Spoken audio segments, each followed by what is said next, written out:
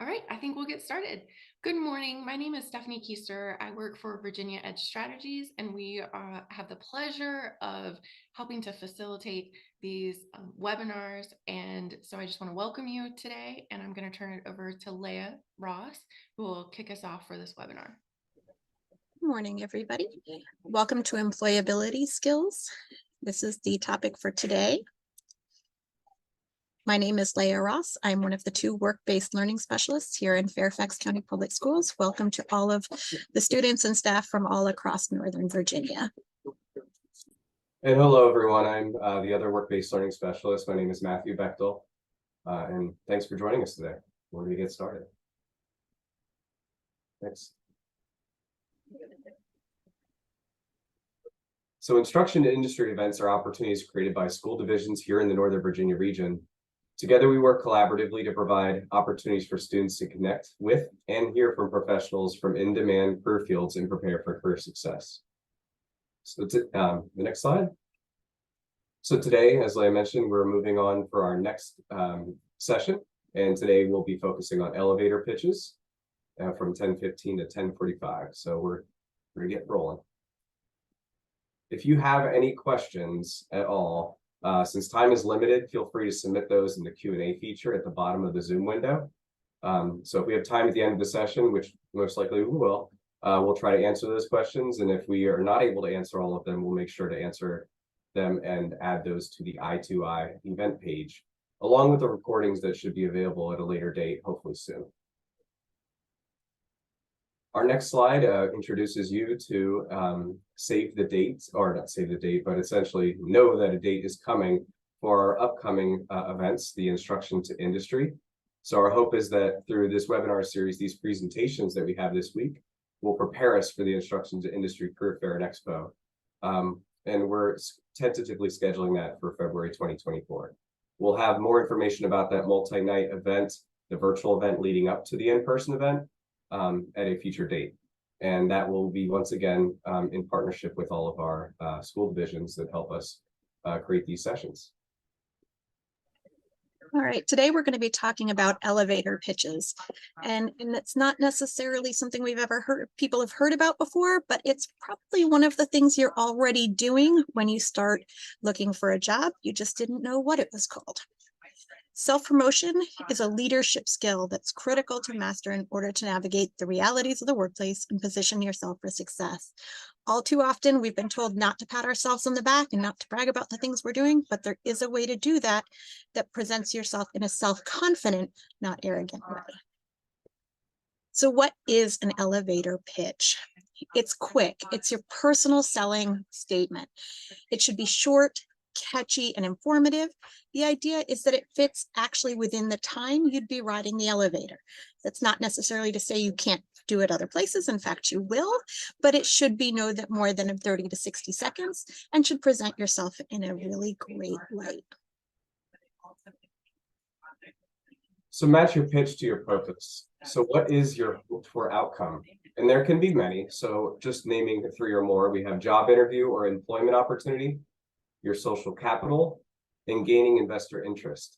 So when you think job interview employment, these can be volunteering opportunities such as serving in a leadership role for an organization, or even in a career and technical student organization, in addition to jobs. So maybe maybe you're looking for a letter of recommendation. Having an elevator pitch to serve that purpose is very helpful. The social capital, a pitch can be used to make connections and build a network to support you reaching your goals, whether these are passions and even career goals. The more you increase your social capital, the more connections to people you'll have who may be in positions that might help you in some way in your future. So it could be career related or even as simple as helping you find an apartment, advice on a new car, or anything. And then gaining investor interest. Maybe you're looking for seed money to start an entrepreneurial venture and require financial backing to get you started. Speaking through an elevator pitch might help you find that funding that is necessary. But regardless of the outcome you're hoping for, there's a pitch perfect for every purpose. So make sure the message you send is the one that is going to be received. Next. So from a sales perspective, you can customize your elevator pitch. So what you need to do is figure out your buyer's individual needs and what motivates each of them to buy. If you're selling solar panels as an example, Anyone who would like to save money, our product can virtually eliminate your electricity bills. So looking at the consumer who's just looking to lower their energy bills, or an engineer who wants the technical details. So someone who's really focusing in on more of what's the latest technology and how do I get that and how is it most energy efficient. And then finally, maybe it's just a person who's concerned about the environmental impact. So in this case, this salesman would be looking to help reduce the carbon footprint and create clean, sustainable energy for your family with this solution. The same product can be marketed in different ways based on the consumer's biggest concerns. It is also important to know what angles you may need to work in order to meet the needs of the listeners of your elevator pitch. So therefore, you'll need to become an expert on the products and services you sell to effectively meet the consumer's needs based off what they might be. It's also helpful to consider what is unique about your product and what sets your business apart from all of the competition. Next.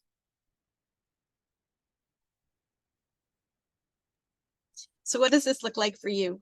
As a job seeker, what is your elevator pitch? You need to think about it.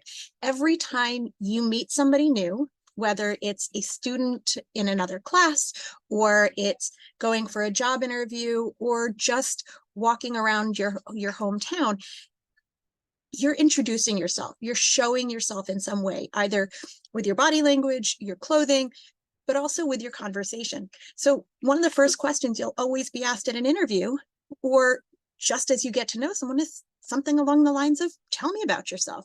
So this is your chance to have your elevator pitch, even if it's that first statement of a job interview. An example of one for high school students.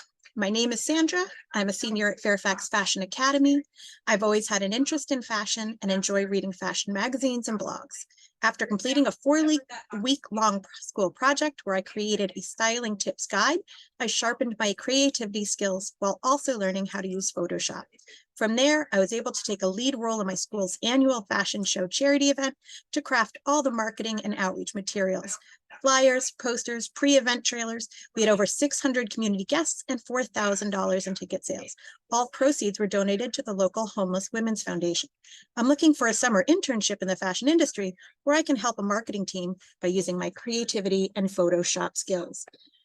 Sandra could be using this for a job. She could also use it for a summer internship. It's a great way to highlight who you are, what you do, and why you're applying for a job. So often, what you're doing doesn't match where you are. So if she's trying to find a job, even at Old Navy or the mall or a seasonal position for the holidays, she can use these same basic terms, the same basic elevator pitch, and get it to customize for her specific need in that moment. And here's another one. So what do? I'm kind of working to make sci-fi movies for internet release. I'm a junior at Marshall High School. I'm taking courses in graphic design and video production. So, you know, when Tony Stark pulls on his sweater drawstrings and it morphs into a full-fledged Iron Man suit in the Avengers Infinity War, that's the sort of thing I want to be able to create. Cinematic moments that make you go, wow. For the last year, I have been collaborating with my school's theater department and creative writing class to write and produce a science fiction short of my own. I would love to share it with you sometime and see what you think. So that's another elevator pitch. And maybe this student is looking for a first-time job, maybe at like a game shop, or is wanting to work at a TV studio, or just get out there and get some type of experience. The pitch can be the same with just a few tweaks appropriate to connect directly to an intended listener. So that's another great example. Or maybe you would like to use something like this one. Hello, I'm Josh. I noticed you were hiring for a sales associate position. While I haven't had any formal work experience yet, I have great people skills, and I'm often told I could sell anything.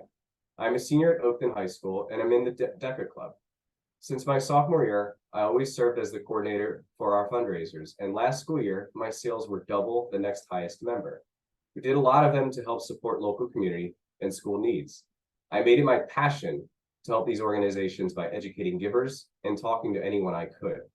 I know these skills could help me do well in your store. Would you consider speaking with me about the opportunity? So another great example, and you can see that there's a lot of passion driven here into why this individual wants this opportunity. So always passion needs to spill into this, as well as experiences and background. Go to the next one.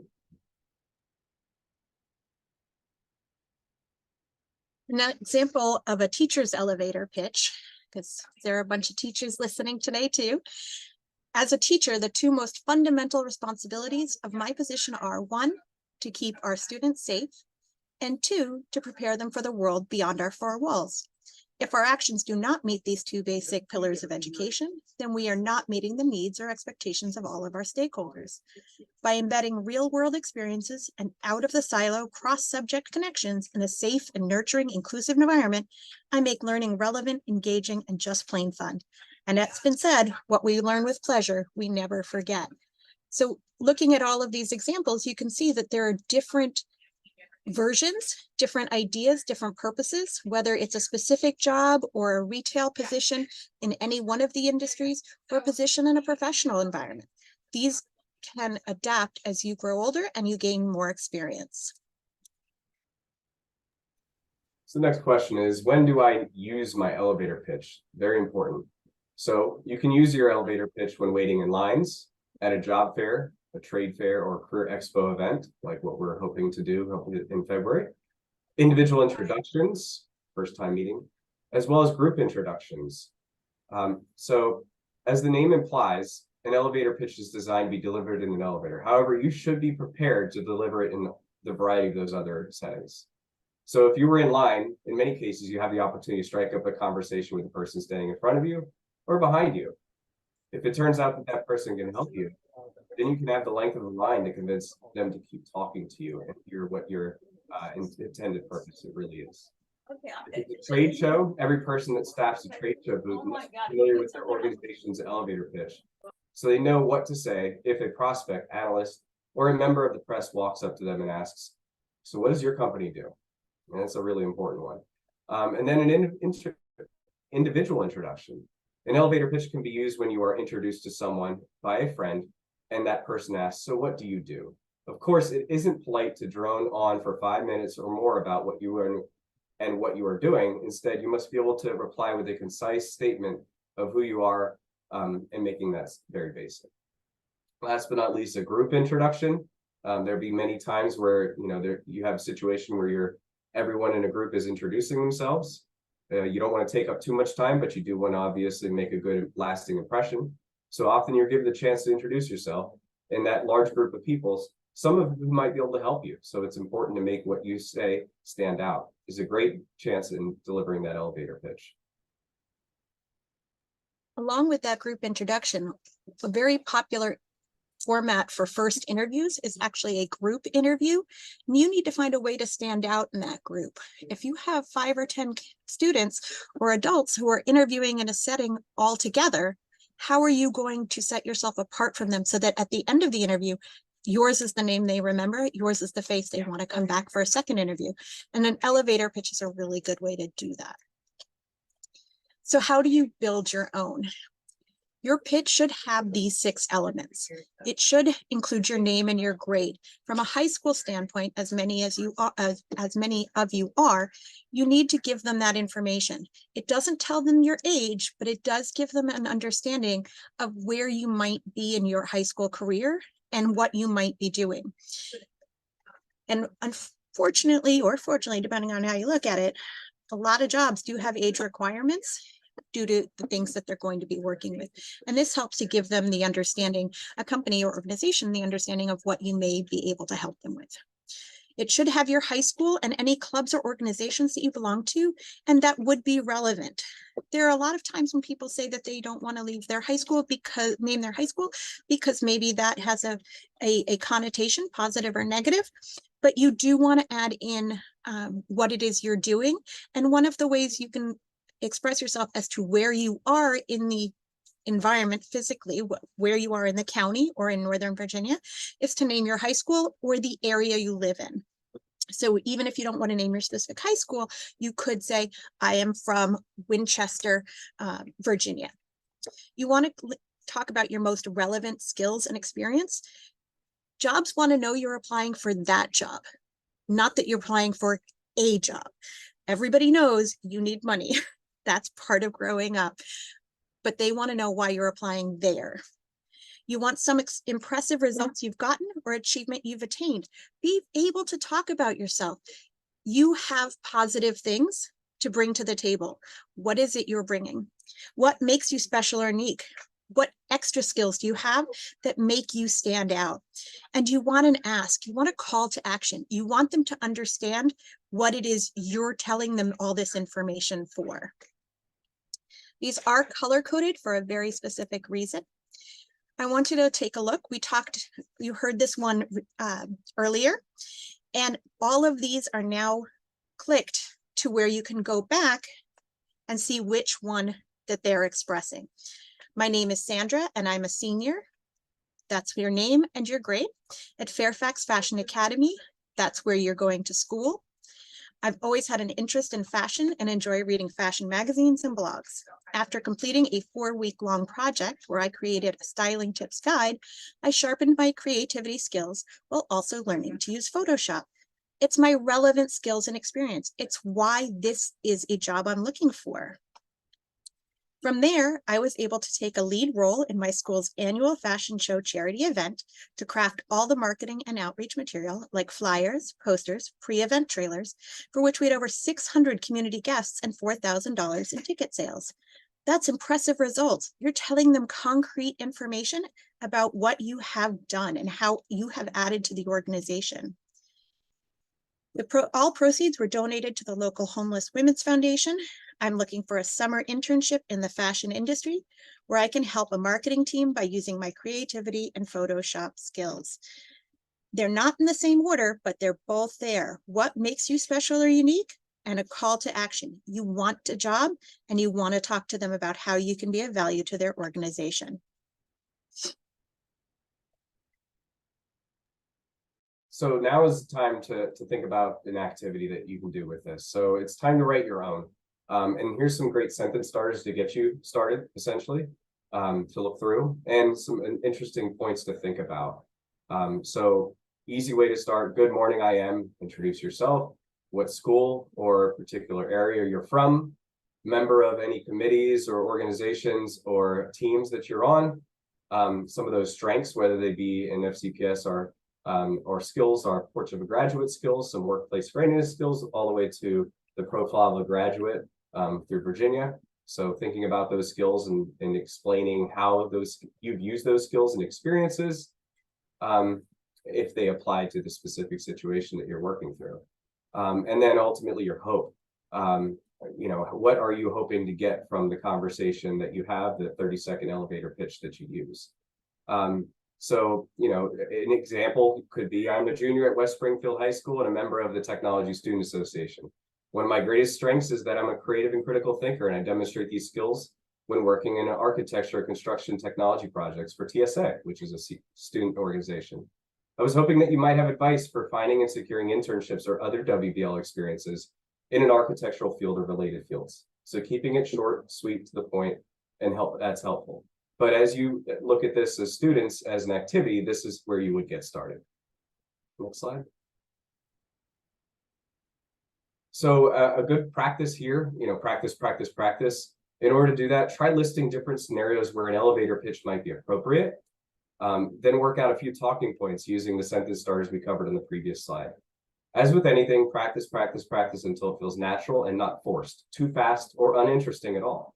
You don't have a lot of time and you want to make a long-lasting impression. That can sound like a daunting task, which is why practicing will be helpful in reducing or eliminating any nervousness you may encounter in these situations. When it comes right down to it, every business we talk to, and Matt and I talk to businesses every single day, we ask the same question. We ask, what is the number one skill you wish every new applicant had? And the number one skill is always communication. They want to know that you can have a conversation, that you can present yourself professionally, and that you can be a great face and great voice for their organization.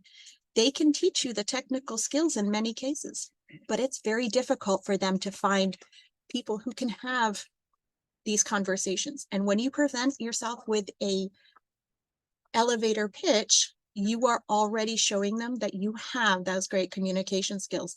And as I said, it's the number one skill we get asked for all the time from every single industry, every single career cluster, from all the way on up. They want to know that you can have expressed yourself well. Yeah, and the other point of really just driving in the fact that they want you to speak from experience too. So identifying how you're an effective communicator, how you work as a collaborator and on a team. And basically those workplace readiness skills, explaining how you use them is very helpful for this. And once again, just practicing it all, making sense of it all. So we now are opening the chat for you on the Q&A. If you have questions for us on what we can help you make this better for you, or things that this has triggered in your head, please feel free to throw those in the Q&A. We have about 7 or 8 minutes left, and we're happy to get as many questions as we can.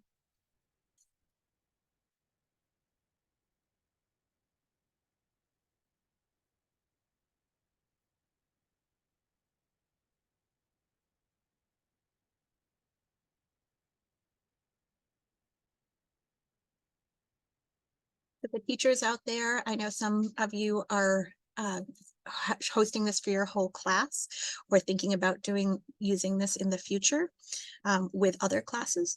We would love if you go through this process and have the students write elevator pitches. We would love for you to share some of those great ones with us. Here are emails just again, and students, if you do have questions, at least in every school in every county it looks a little bit different, but there are many people in your schools who can help with this as well. What if a student has no clubs or significant achievements? That is a really great question. First of all, I would argue that statement.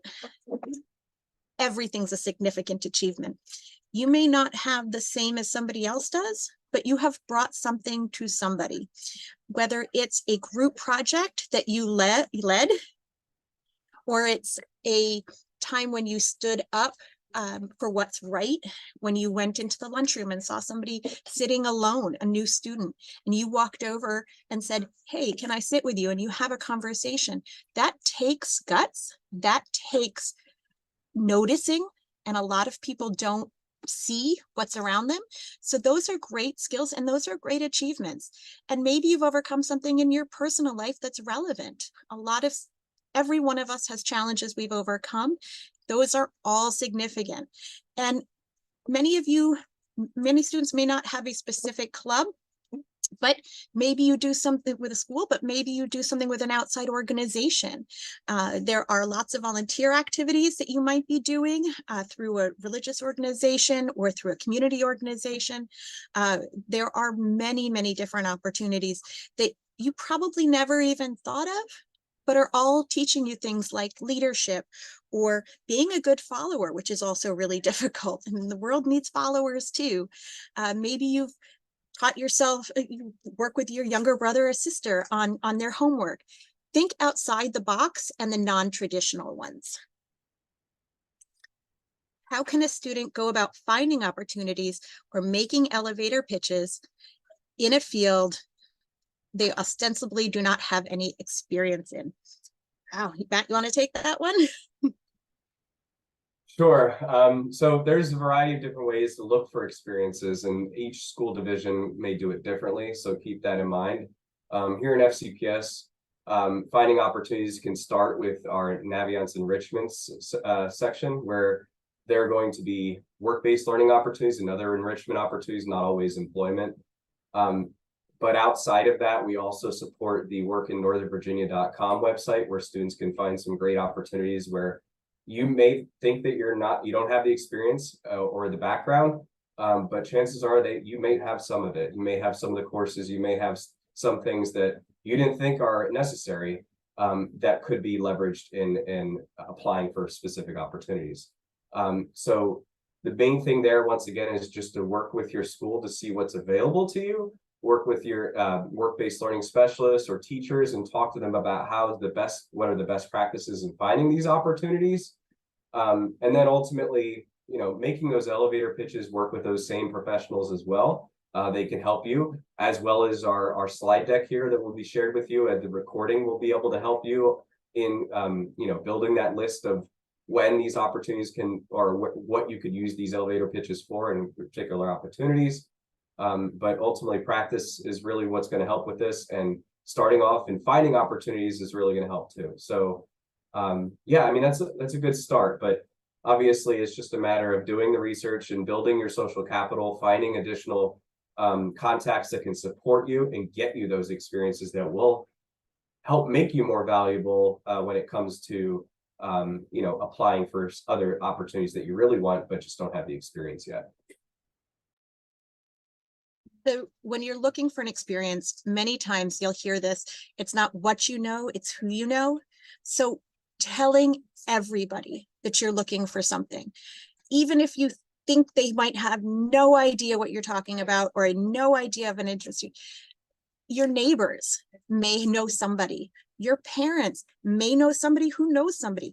You may be able to leverage your social capital, as we talked about at the very beginning, to see where you are and to see who knows somebody who can help you make that first connection. And learning to communicate is really the first skill. And so this idea of this elevator pitch is having that communication skill. So even if you don't have a specific industry that you're connected to yet, that you're interested in, tell people, hey, I'm interested in cybersecurity. I don't have any experience in that. What can you tell me? Talk to your teachers. Maybe you have a teacher in your school that does these things or has experience with these things. Make sure you're talking to people. And it is a really, really hard skill to learn to talk to people. But the more you practice, the more you have these opportunities to speak with your teachers, and your friends. That's what's going to get you really, really so far in these opportunities. We have any last minute questions? I was just going to build on that. Leah made a really good point as far as the social capital, and sometimes we hear that it's not always good to just focus on your immediate connections, like your parents, your relatives, your family, but come out of your comfort zone and talk with your teachers, talk with trusted professionals that can help lead you in the right direction. You have to start somewhere, and it's not always going to be at home. And instead, working with what you have that's around you at your school or other trusted settings. Just wanted to highlight one more time that in February, we will be having a series of panel discussions. Sorry for background noise. Panel discussions throughout the week, the first week of February. Those will be open to all students across Northern Virginia. You'll be able to hear directly from industry professionals in every single aspect of the workforce, which is a really great experience. Again, it will be all free. It will be after school in the afternoons and evenings. And then we are tentatively scheduled for the 17th of February, but don't quote me on that date because it may change, at Dulles Expo Center. It would be a career fair where you actually come in live, talk to all of the industry professionals, and get a real chance to put those elevator pitches to work. And on that note, I will say have a wonderful rest of your day, and hopefully we will see you tomorrow for job interviewing skills. Thank you everyone for being here. Appreciate it.